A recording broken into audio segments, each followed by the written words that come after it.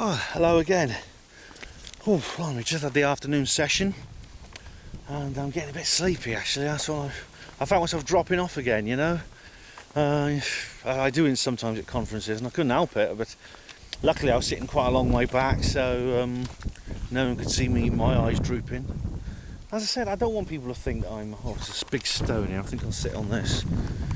Oh, I don't want people thinking that I'm getting bored when I'm not, you know, because I'm not getting bored at all. Right, there's a lady called Anne Winsper. Anne Winsper.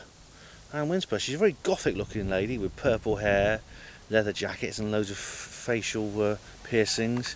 Apparently, she's the girlfriend of Dr. Paul Rogers. So you can imagine the rows they have at home. Because actually, she's not so much a skeptic as he was. Because she talks about EVP, and she did a very, very interesting speech in EVP. That's EVP's electronic voice phenomena, if you're not familiar with that. It's where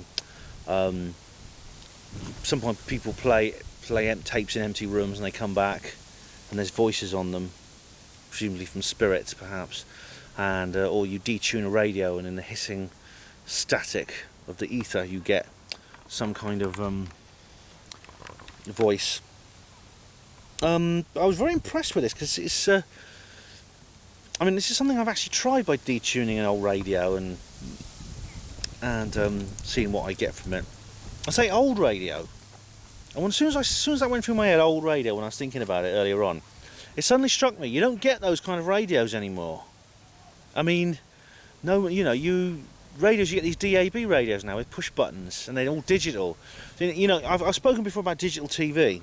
Well, radios go in the same way. You don't get radios which pick up analog signals, and you just twiddle a little knob, and you can suddenly hear someone in France, from a station in France. I mean, that was the fun of having radios. You can't do that anymore. You probably still get the shipping forecast if you try. Yeah, for now, but north 20 strong, west. Yeah, still for now you can. I mean, but pretty soon that's going to be like TV, where you basically have a digital signal which the set these codes. I mean, television's already like this, and radio's becoming more like it. So I mean, EVP. I mean, maybe like I say, I've often said the government don't like us investigating paranormal phenomena, and maybe they want to stop us investigating EVP.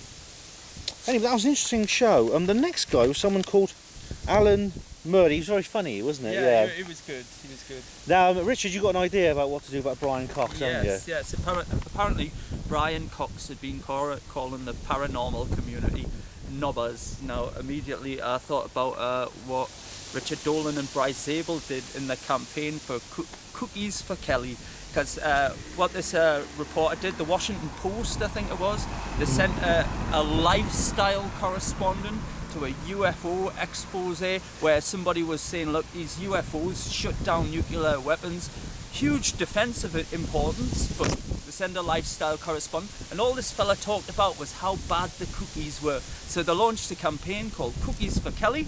Now, I had the same idea, seeing as Brian Cox obviously thinks the whole paranormal community is a bunch of knobbers. Okay, why don't we have knobs for cocks? So get a doorknob, write URA on it, and send it to his work and say, look, Professor Cox, I respect what you say about physics, but stick to physics because we think you're a cock.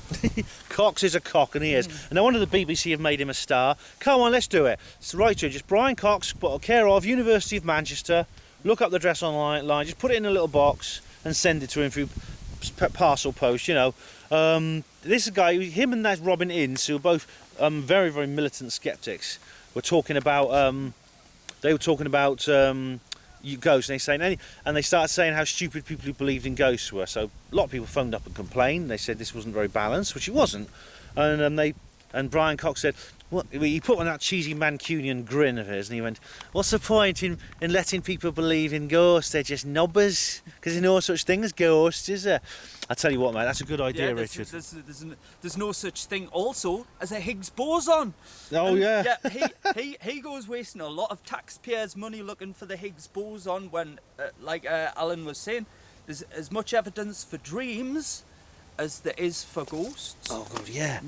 Another thing he said was he moved on to another Brian this time, but it was Brian McGee.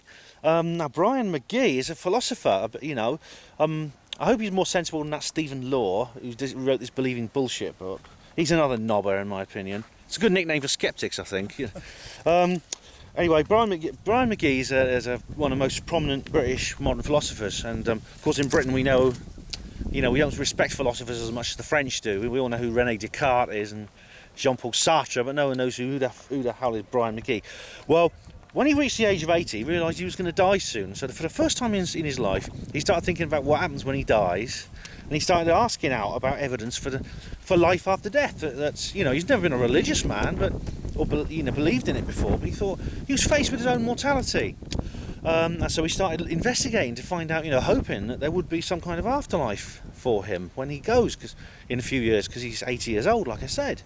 And I'm afraid that means I can't award him the Materialist Bravery Award. So, sorry, Brian, you're not going to get that. Anyway, he said something very, very interesting. He said to people in the audience, you should turn around and stare into the eyes of the person next to you. Right? I did that,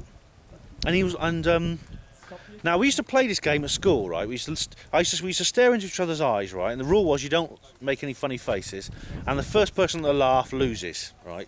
So, but he got to do that, but then he asked us about whether that person was alive or dead, and of course the answer is alive, of course. But what it means is that the eyes of a corpse look distinctly different.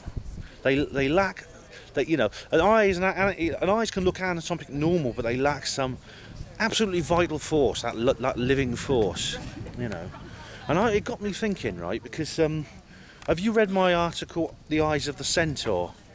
All right, and I'll put a link in the description box of this article. It's all about a man I know who had eyes like a corpse, and he was nominally alive. He was a live man, but he had those eyes. Now that I think ties in with the subjects I talk about in that article. It's very, very painful, very, very. It brings back bad memories, and it wasn't easy writing that article. But what Alan Murdy actually said reminded me of that. And he's also talked about something called mirror gazing, which I think I'm quite keen on trying. Actually, I think we can actually do it in the hotel room. I'll probably do that later, because all you need is a mirror and a place where in a darkened room and just a tiny little bit of light, and that's all you need. Then we had Dr. Simon Sherwood. Now he has been talking about phantom black dogs. Now that's something that's been around a lot. I mean, they go by different names, like Black Shuck, it's called in Norfolk, and on the Isle of Man it's called Morrie Doo.